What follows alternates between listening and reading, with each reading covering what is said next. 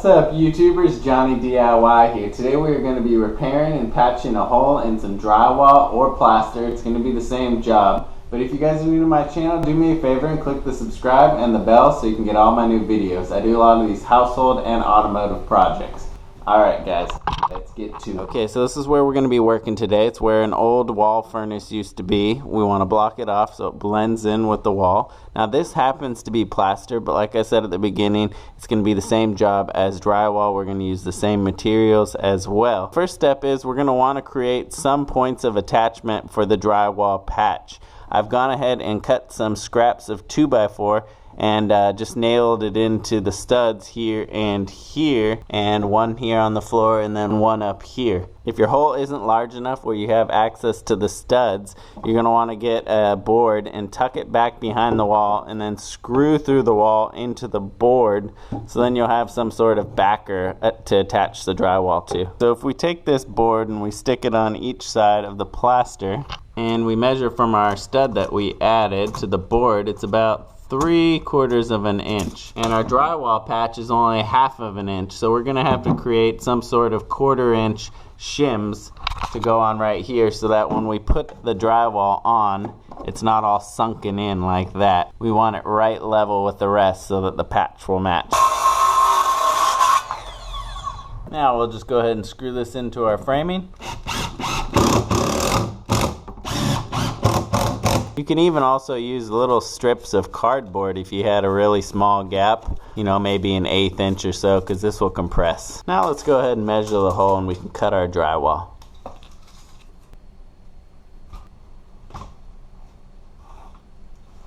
Just mark off your area, and then you're going to take your utility razor knife. Then you're just going to score the face of the drywall, the white paper face.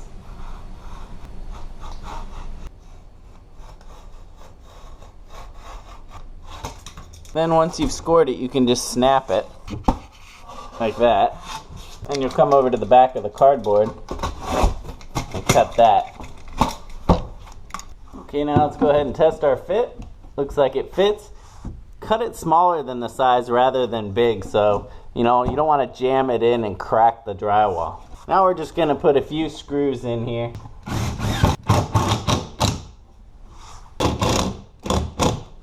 You're going to want to just screw it in enough to dimple the paper, but not to rip it. Just like that. Okay, now you're going to want to pick up some of this all-purpose joint compound. I like these little tubs if it's just a small job.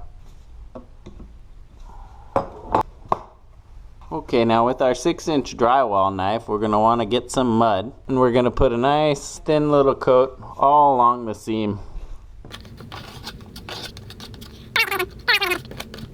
Okay, now we're going to want to take some drywall tape. We're going to press that tape right down on the mud that we just laid down, the compound. We're just going to want to go over the tape and just kind of seed it into the mud lightly. Then we can get the extra compound. We'll do it across the top and the other side too.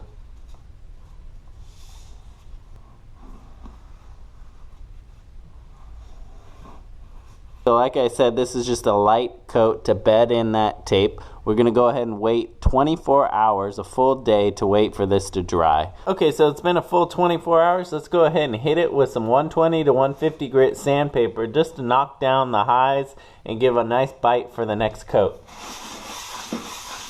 Go ahead and brush off all the extra dust. Get out the joint compound again. And we're going to slather on a nice coat again.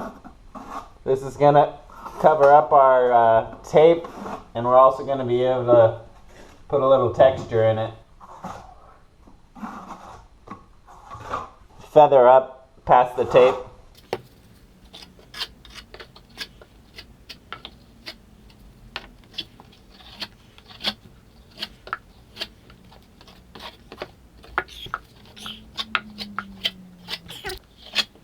We want to feather our edges out beyond our patch line so it'll more blend in. And then depending on what finish you have on the rest of the wall, you're going to try and match that. Now you may be able to do it on the second coat, or you may even have to wait to do it on your third coat, depending on how you've covered your tape and everything. But I'm just going to go ahead and try and match this.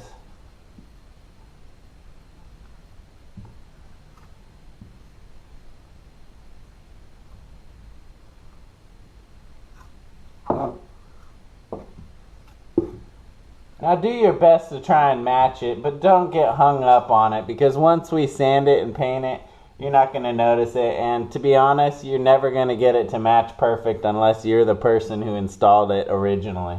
Now let's wait another 24 hours and we'll come back. Okay, now we're ready to do our final sanding before paint. And like I said earlier, maybe you can do it in 2 coats, but maybe you might need 3 or even 4 coats of this compound to cover up your tape and also to give it the texture and a nice transition.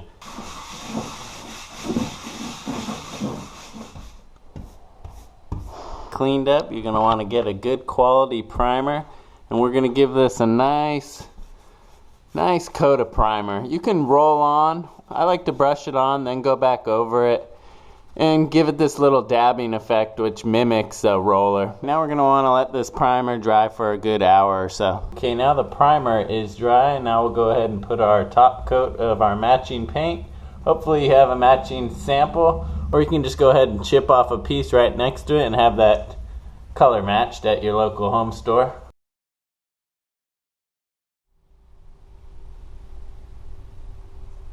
Okay guys, here it is all finished. You can't even notice it unless you're really looking for it.